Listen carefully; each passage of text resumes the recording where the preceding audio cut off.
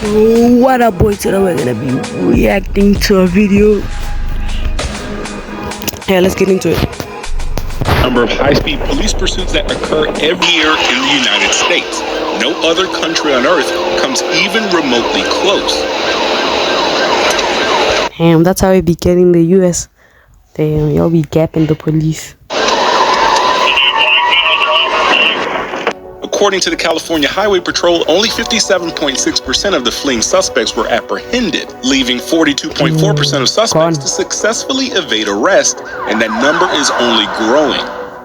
A huge contributing factor to these successful high-speed evasions is the ever-increasing gap of outright top speed and performance of suspect vehicles when compared to the run-of-the-mill patrol vehicle.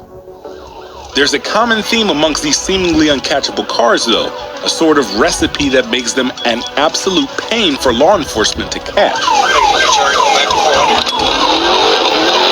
Oh, he's gone. Oh, he's gone. Oh my god.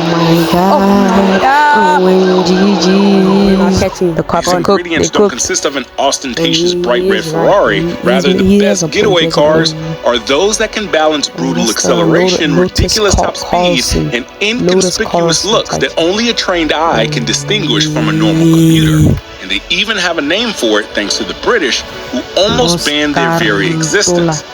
We will take a deep dive into the rise of the super saloon and how it became the preferred method to evading authorities around the world. Uncatchable car. Okay. Historically, where you find organized crime, you will also find fast automobiles used to evade authorities. The 18th Amendment of the United States Constitution, which began the Prohibition era of the 20s and early 30s, made the manufacturing, sale, and transportation of intoxicating liquors illegal, which gave rise to bootleggers who transported moonshine from rural parts of Appalachia and imported liquors from Canada with hot-rodded vehicles to evade law enforcement.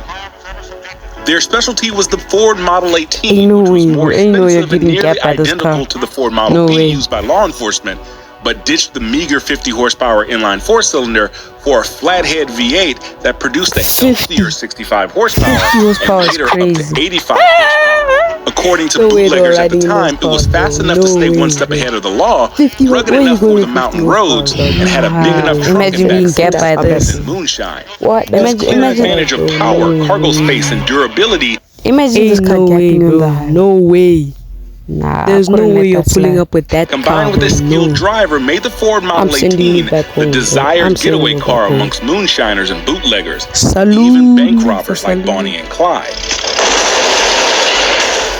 This recipe of a bare-bones four-door sedan with a higher output power plant, heavy-duty suspension, and braking components would be emulated by Ford Chevrolet into police packages and sold directly to departments across the country.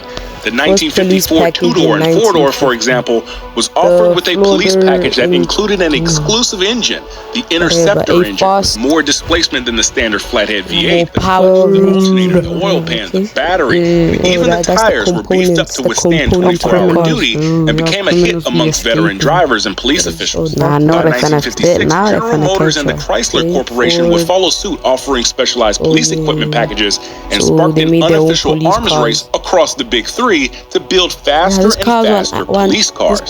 This car. Dodge would end the arms race with their own super saloon disguised as a police car in 1968, the Dodge Polara Pursuit. These were ordered by the California Highway Patrol with an E86 engine code, which meant I am not, bro. I'm not. I can't be letting that slide. That shit, it looks crusty as hell. Dual exhaust, 375 horsepower, and 480 pound-feet of torque. The 3.23 rear axle hindered some acceleration performance, but gave the Polara Pursuit a 149.6 mile-per-hour top speed, which was recorded at Chrysler's test facility in Chelsea, Michigan. The 440 Wedge wasn't the most powerful offering from Chrysler. That would have been the NASCAR-winning 426 Hemi, but the 440 Magnum Wedge, combined with the lower axle ratio, meant even the most powerful muscle cars at the time couldn't outrun the Polara speed capabilities. Crazy going, little nigga, you cannot escape. Easy, bro. This philosophy of brutally fast and high-tech for the time police cruisers wasn't adopted universally around the world, especially in the United Kingdom. British police cars were smaller, more nimble, and less elaborately equipped than their American counterparts, and preferred manual gearboxes versus the slushy automatics. Occasionally, though, a special car is needed for a special job. Bedfordshire decided the only weapon to win the joyriding war was the 150-mile-an-hour Cosworth Sierra. The narrow British roads combined with parking space limitations and higher tax on fuel made the American recipe of a big V8 four-door patrol car unideal for police work. That would all change with the rise of supersonic in Europe. Imagine a GTI, bro. GTI flying down the highway. BMW had their E34 chassis code 85. Yeah, E34. Push my gas. 325. And assembled 325 motorsports facility outside of Munich, and powered by a dual overhead cam naturally aspirated inline six with individual bodies and north of 300 horsepower. Mercedes had their wolf in sheep's clothing with the 500E, which was also hand built and co-engineered with Porsche and was propelled by a 5-liter dual overhead cam. 322 horsepower. Easy. Damn. These brutes were stolen at alarming rates, and they became the tool of choice for jewelry heists and ram raids across Britain in the 90s. One specific model became literally uncatchable by authorities, and it wasn't a BMW nor a Mercedes, rather an amalgamation between General Motors and their recently acquired Lotus Engineering, known as the Type 104, better known as the Lotus Carlton. These Lotus Carlton was literally uncatchable for Vauxhall Carlton or a few years Omega off the production line. No one shipped to Lotus Engineering to be intensely modified. The inline 6 received a longer stroke forged steel crankshaft, increasing the displacement from 3 liters to 3.6 liters, and pushing the natural aspiration for twin Garrett T25 turbocharged. The forged mounted pistons reduced compression from 10.0 to 1 down to 8.2 to 1 to account for the increased cylinder pressure since it was now boosted. The output increased from an already healthy 201 brake horsepower up to 377 brake horsepower. It had wider fenders and bodywork, enormous ventilated disc brakes, a limited slip differential, and only offered with a 6-speed manual from the Lotus engineered ZR1 Corvette.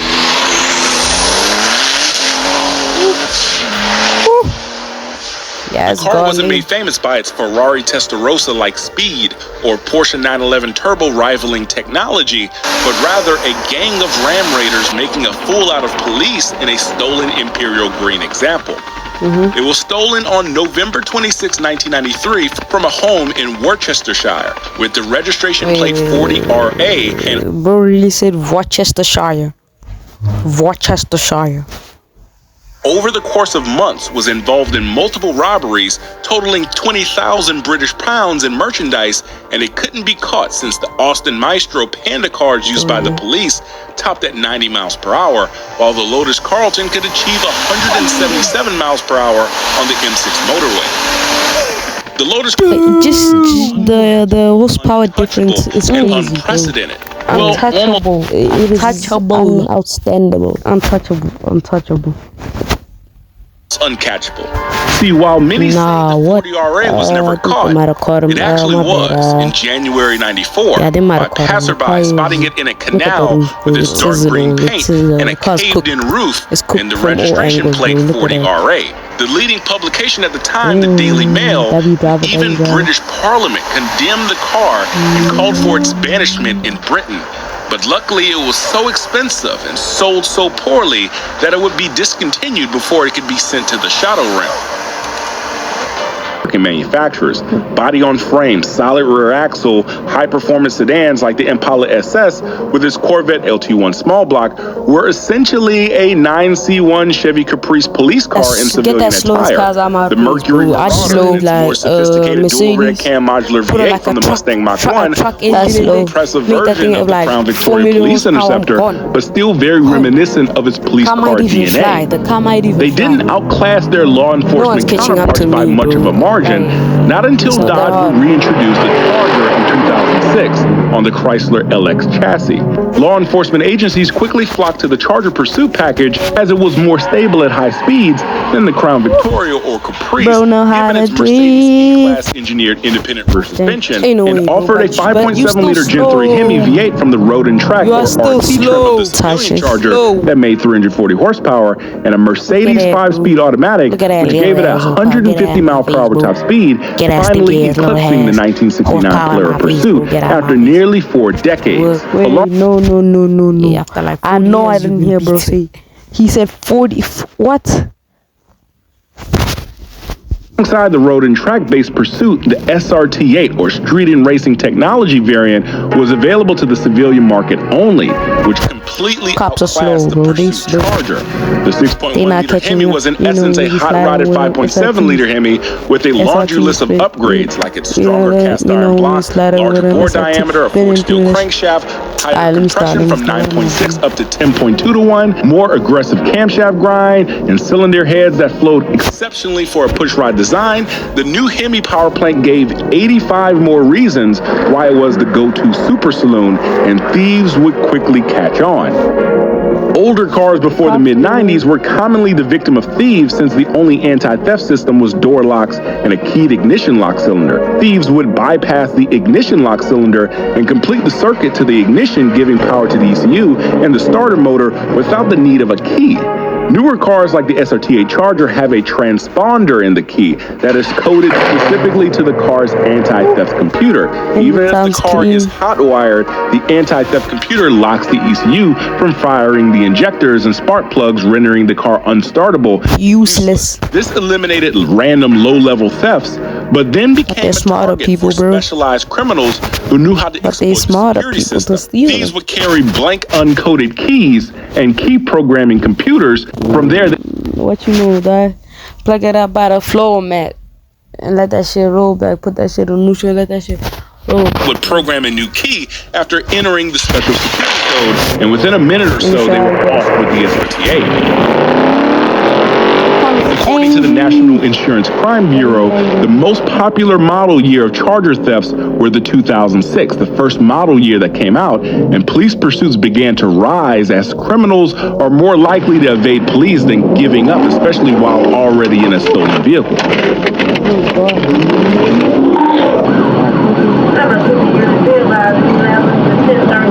The supremacy of the Charger as the go-to getaway car would only get more and more ingrained as the years progressed.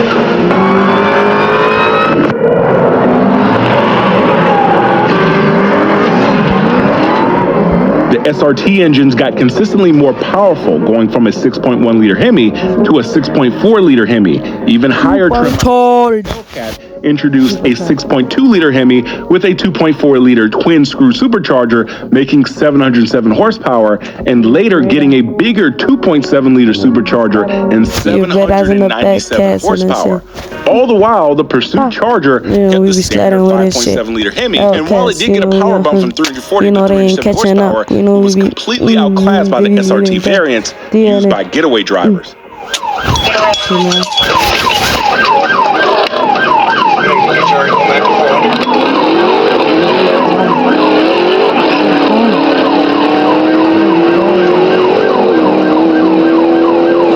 Switch off them lights. Switch off them lights. Switch off them lights. Another overlooked quality of the Charger was that the V6 GT trim, a 5.7-liter Daytona, a 6.4-liter Scat Pack, a 6.2-liter supercharged Hellcat, and even the 800 horsepower Red Eye looked identical, helping them blend in with similar traffic and much harder to apprehend if law enforcement ever lost the line of sight. These advantages would be exploited to monumental proportions in an infamous black Dodge Charger in May of 2022. Trooper Jacob Bird began pursuit of a black Dodge Charger that was speeding in a residential neighborhood in Little Rock, Arkansas, and as soon as the chase began, it was over. The Charger was gone. He was too fast. 45 minutes later, it was spotted by Trooper Alan Johnson. There's like 1,000 horsepower in that car. You're not touching it. It's untouchable. Put your cook in the chat. I don't know why you tried to make this. You should have just got to the subscribe before I smack you with the brick. Make sure you But the Charger subscribe. blacked out his taillights, and the skilled driver got away once more. Go on. 37. 40. Bro, just quit. You're never catching him. At this point, retire. A month later, on September 4th, Trooper Quincy Harris tried chasing the infamous Charger in south of Little Rock, Arkansas, but was dusted as soon as it started. Suspecting the Charger, even though it's cladded in RT trim, it most likely had a modified Hemi engine or could even be an SRT Hellcat with RT body cladding to fool the police. Location unknown. He's gone.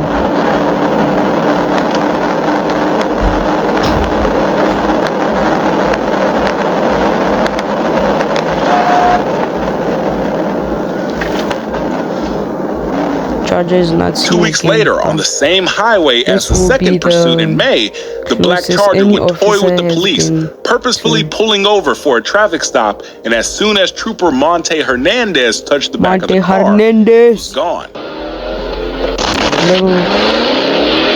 Little Rock, Arkansas. Gone.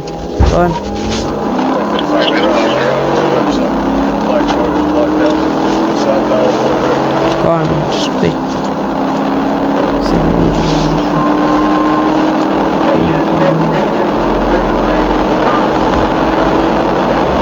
Yeah, bro, he disappeared.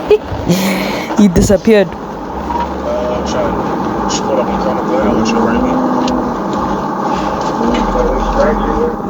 As many as 14 chases later, and even a recent encounter in October of 2023, this Charger hasn't been caught and probably never will.